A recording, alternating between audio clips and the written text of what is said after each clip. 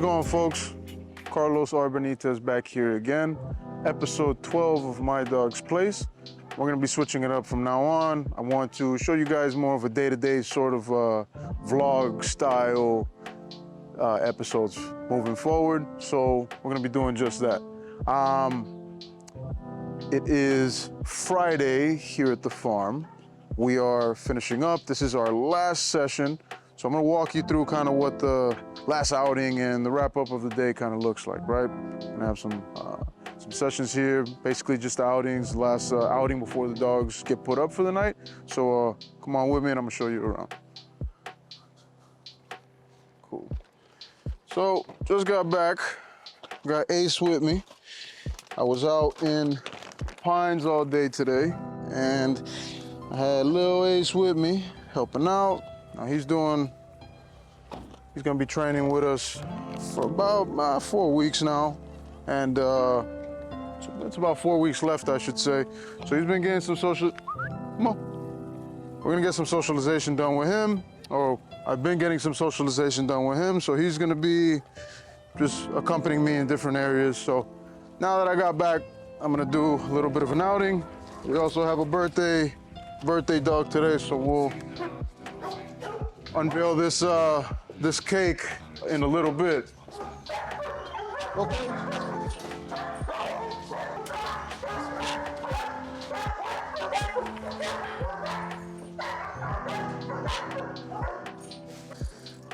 All right, so we have Luna. This is a short-haired pointer. As you can see, we got some doodles around here. This is Nala over here. There's the other Nala. Funny enough, this dog's name is also Ace. So, kind of just let them roam around. This is the last outing, so I'm gonna just have them kind of do their own thing. Ace here has a long line just in case he does anything I don't want him to do, or if he tries to get a little bit, doesn't want to come back when I call him, or if I see him bothering one of the dogs, I can step in and pick up that long leash. As a rule of thumb, guys, if your dog kind of doesn't respond to your recall too well, you find yourself chasing your dog around the yard to bring him back in, long line is typically your best friend with this. Also, you know, if you want to be able to give them some feedback when they're a little bit of ways from you, long line is a good way to do that. So we're gonna just have them do their thing, let them roam around, let them have fun. And if anything comes up, I'll make sure to bring it up. But this is one of our chill groups, so I don't suspect we'll have too much activity going on with these guys. But you're gonna see a lot of running around doodles and a lot of having some fun.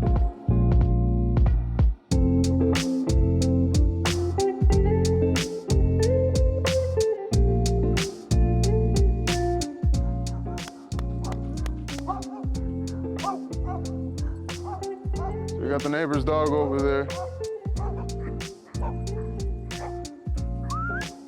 Go ahead and take him to the other side. Obviously, guys, dogs meeting each other at the fence. The fence is real. Dogs are gonna bark at each other, obviously, you know, and the neighbor's dog, they've never met them, so one dog starts barking, it's gonna create a feedback loop, and all the other dogs are gonna obviously start barking. So just to avoid that, move them to the other side of the property. So whenever there's some distractions, I like to walk the dogs around, just do a loop around the yard, kind of get them a little distracted. They'll typically follow me around just because, well, they just want to follow the movement. So it's not that hard to get dogs to move around, especially in a group. So kind of just get them moving around, and right now this is the last outing of the day, so I really just want to get them to pee and poop. They've already eaten for the night, so just getting to empty that tank before I put them up for the night, right? So this isn't our longest outing, but it's kind of the most important, because so when right before, they're gonna be up for the longest period of time, or they're gonna be up for the longest period of inactivity, I should say. Now I completely forgot about the neighbor dog. So I got Ace, and Pongo, which are our males. So we're low on females right now. So what I'm gonna do is I'm gonna put the males up and rotate some of the males that we have inside that don't do super well with other males. So we'll go with Ace first. Ace, come on, buddy.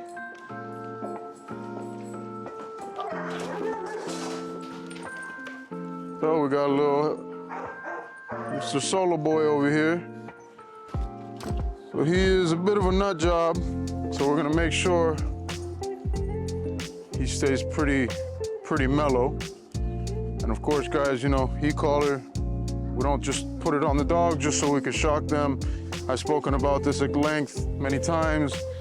This is just a means of leverage. If he gets too over the top and starts bothering one of the other dogs, it's not that he's gonna cause a fight, but I don't want to reinforce any behaviors that annoy other dogs. Solo, no! Like that, for example. Being just too over the top with Luna, I don't want him to do that. So, I need leverage. As you can see, I said no, he didn't really respond to it. So, again, I need a way to call him off of these things, right? So I don't want to completely avoid him interacting with any dogs. I just want to teach him that there's a consequence if he doesn't respect certain boundaries, right? As well as when I say no, I mean no. That was at a 19 for those that were wondering at the level stem. This is a mini educator. I forget the exact model. ET300 mini educator. This is the e-collar that I typically use. You can use, there's a bunch of other ones that serve the same purpose, but this sometimes I've seen to be the more user-friendly one. So same thing. It's gonna let Solo empty out the tank, and we'll bring out the next male, rotate some of the other ones, and keep it rolling for the night. Sure. Good boy. Nope. Nope. As you can see, he has a habit for blowing me off. Dozen trees around the property to go pee on and mark, and he wants to mark, of course, the place called where all the dogs hang out on. So I obviously don't want him to do that. So come on, go pee somewhere else. Good boy. Come on, buddy. Whoa, whoa, whoa. Now Luffy, let him kind of just do his own thing. Matter of fact, I'll even bring out Pachi. Kill two birds with one stone.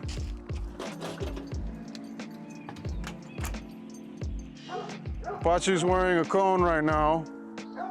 He has a little, Pachi, no. He has a scratch on his paw that he keeps picking at and picking at and picking at and picking at.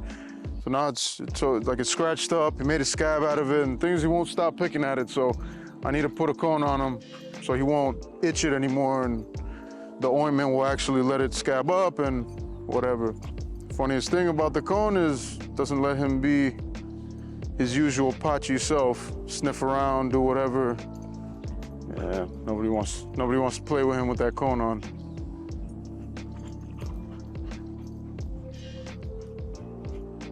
Luffy, place. Pachi, place. Nice.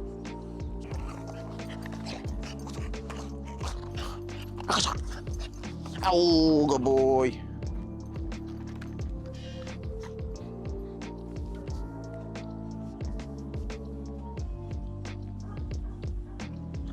All right. Dogs seem to be a little tired. Go ahead and put him up.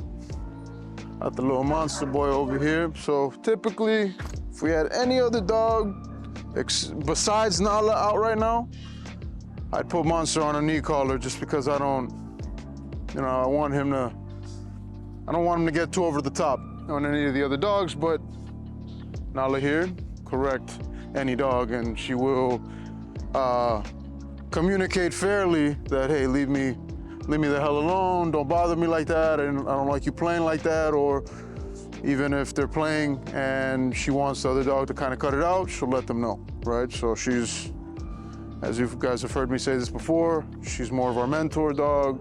She's the oldest dog that stays here, so It's a huge benefit having a dog of her temperament, her age, also as well being a female in general.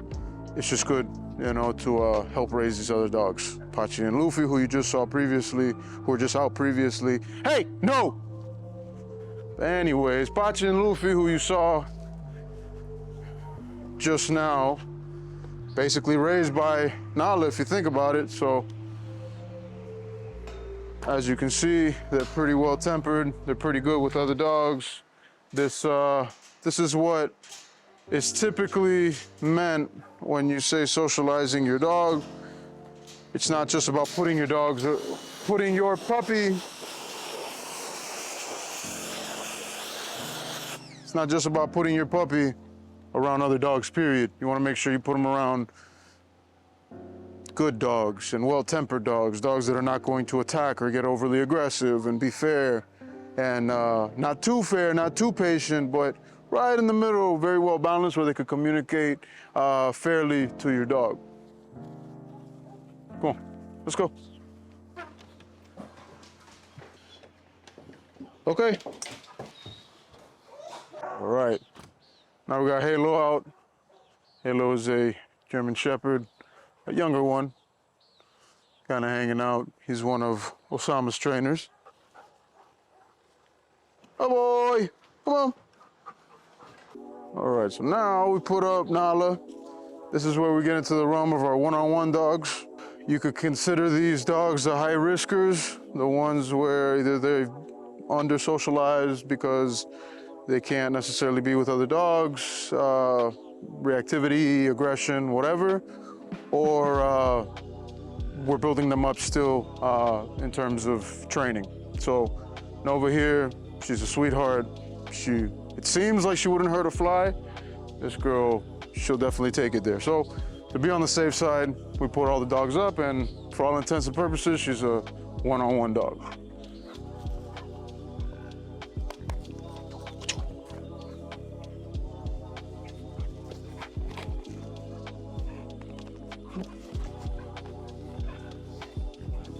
So, we got Ace barking a bit. We'll go ahead and put a knee collar on him. Okay, so that's where it gets a little tricky because we have a big kennel. I need to be very aware with what his bark sounds like, and I am, right? It's a slight difference, but it's a bit different than Luffy's and Solos and Halos, whatever. So right now I have it on 50. If I hear any barking, I'm gonna let a tone go off.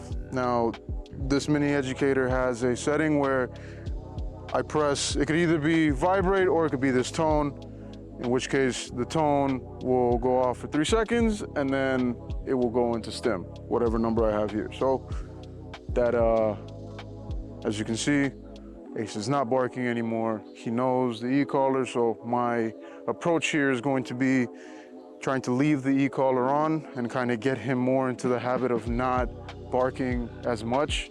It's a FOMO thing. Yes, he is a bit uncomfortable in the crate.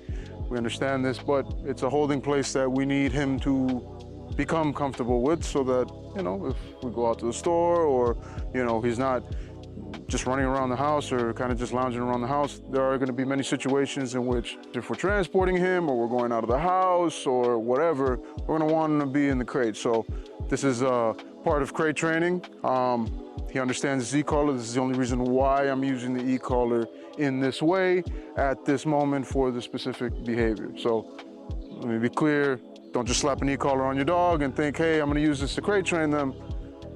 Ace knows what the e-collar means. We have done previous introductions to the e-collar. He understands stim, so I'm using this more as a deterrent as I am using it as a bark collar, right? However, it is serving that function to an extent.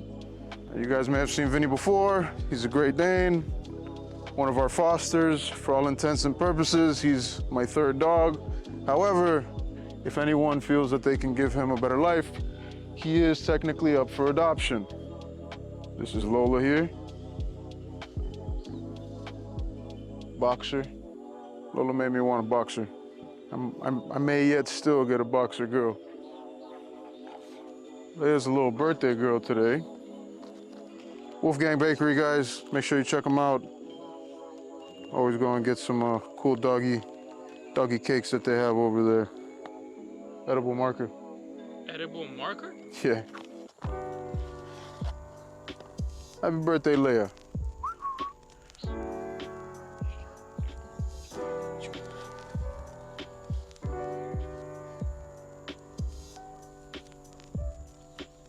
Curious to see how long it'll take for her to get through it.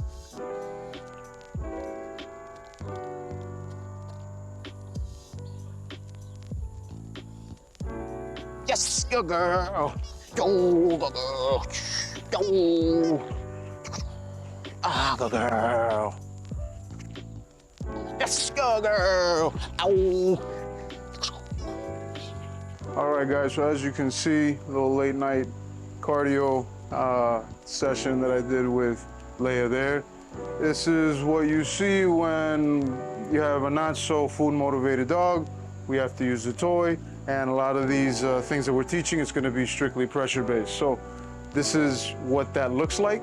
It's not to say that she's not at all food motivated, it's just she's more motivated by the toy. So if I could get her to work harder for things, if I reward her with toys, then obviously the dog chooses the means of training, right? The dog chooses, I should say, the prize for training. So that was that, guys. This is a typical Friday night. We're mid capacity, so this is kind of what it looks like. So hope you guys like this new style of content. Make sure to like, comment, and subscribe. Leave a comment down below, leave a note down below about what you guys might want to see. If you guys have any questions, if any questions, comments, or observations. But appreciate you guys for tuning in, and I'll see you guys next time.